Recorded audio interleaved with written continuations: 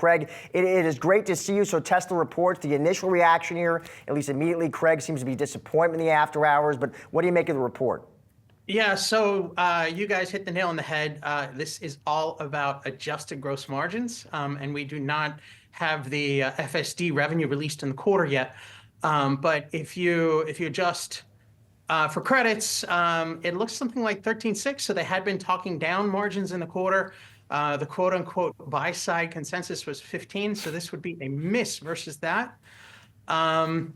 But recall last quarter we said that, hey, there was a big drop in battery prices during the September quarter that boosted the margins by a couple hundred basis points. The CFO was very clear on the last call. It was not going to repeat. So this is more or less as we expected. And we did say when we upgraded the stock that this should be the last quarter of a negative delta like this. They're looking at share gains. They're looking at significant progress in their most exciting businesses, and they got a nice refresh on the why right here. So, we would actually look at this as a buying opportunity. Craig, maybe the less exciting parts of the business, I want to linger there for a moment, because on that subject of regulatory credit, in the third quarter they made $739 million from selling regulatory credits to other car manufacturers who were trying to comply with pollution regulations. Does that business still exist under, I don't mean like today, but I mean going forward under the Trump administration? I mean, it's going to be around. A lot of that is actually state-driven. So California credits are a very large chunk of the regulatory credits. It's not exclusively U.S. It's global in nature. So growth driven by federal mandates in Washington? No, I don't see that. But this is a very important line item that I think is here to stay for a while, at least a number of years. And I don't see that as something that is particularly at risk right here, right now. So, hi. My question would be how much of the revaluation that we've seen in just the last 3 months is really related to their underlying business vis-a-vis Musk's proximity to the president, and because that it's very hard for at least for me to separate the political from the from the operational. And so it doesn't seem as though the operational got 80% better since last earnings time. So how much of it? Exactly. How much does you attribute it? So what's going on here is there is intense enthusiasm for the cyber taxi, robotaxi business, and similar enthusiasm for both Optimus and AI. So the cyber taxi, robotaxi business, the rollout wasn't really that exciting.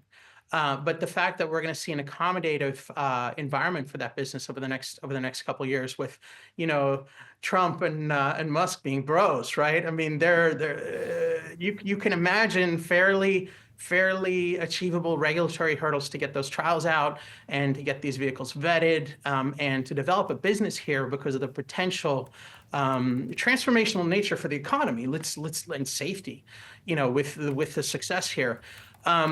Optimus, I think, is a little bit further out, but it's nice to dream about humanoid robots, AI, the big spook in the market.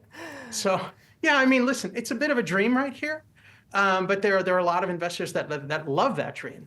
The one that clearly is not as big a piece of the valuation that it is for others. You saw the move in Nvidia the other day versus the move in Tesla.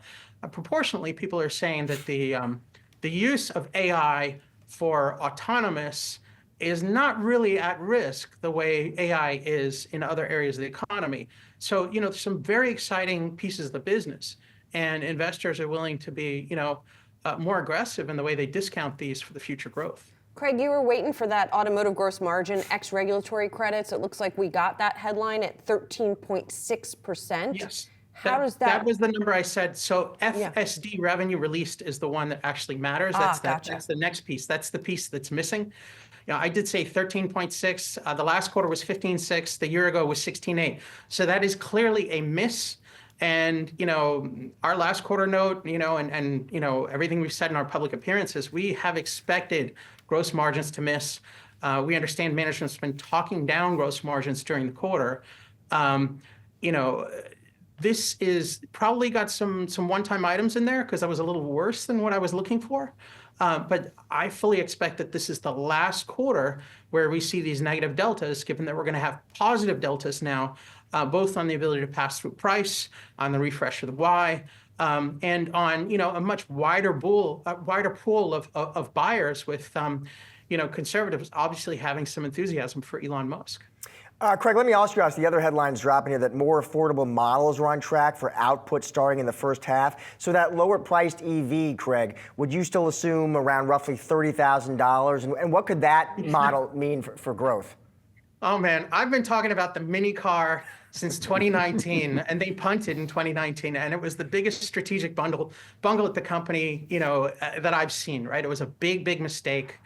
Now that they're going to go forward with this car, it's not going to be with a transformational approach, modular manufacturing. It's going to be a get it out the door, get a great car in people's hands, and working it from there. And that's a good thing. It's going to be supplementary for growth. That's probably going to be one of the things that gives them a little bit more visibility for, 20% plus deliveries growth this year. There's a lot of skepticism around the deliveries growth, given the withdrawal of retail credits for EVs. But this is one of the things that's going to give them growth, and it's going to give them exciting new markets, particularly in Europe and other areas where the drive cycle, people don't drive as long and they tend to buy less expensive cars. So very exciting car, and it's going to be nice to see that on the road in the first half. One other headline that sort of caught our attention was about the Cybertruck, saying that it is eligible for the IRA consumer tax credit. Can you explain that one to me, Craig? Or I don't know. Or what does that mean? Because isn't it too expensive to qualify for that? And isn't that credit going away anyway? We have to see. There's a lot of uncertainty in DC right now. I think Musk has more clarity than you or I. So we got to trust him in this in the release. I was I was working with the understanding that yes, the vehicle is too expensive. Clearly they know something we don't. Well, we'll find out, I guess, Craig. Yeah. Thanks a lot. I appreciate your time very much. Thank you.